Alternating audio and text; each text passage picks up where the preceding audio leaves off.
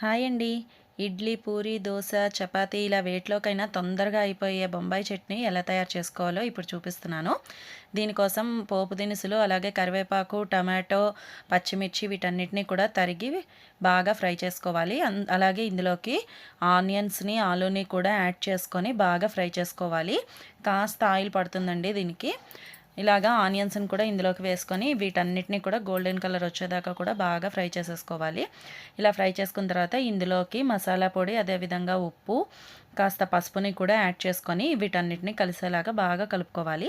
కలుపుకొని ఒక 2 గ్లాసుల వాటర్‌ని ఇందులోకి యాడ్ చేసేసుకోవాలి. వాటర్ యాడ్ చేసుకొని మూత పెట్టుకొని బాగా పొర్లేదాకా కూడా ఈ విధంగా మరిగించుకోవాలి. చూసారు కదా! ఇలా ఇది అవుతున్నప్పుడు ఒక 2-3 స్పూన్లు శనగపిండిని వాటర్‌లో వేసి ఉండలు లేకుండా కలుపుకొని ఈ వాటర్‌లోకి యాడ్ చేసేసుకొని ఒక 2 నిమిషాల తర్వాత పొయ్యి ఆఫ్ చేసినట్లయితే ఎంతో ఈజీగా ఉండే బొంబాయి చట్నీ రెడీ.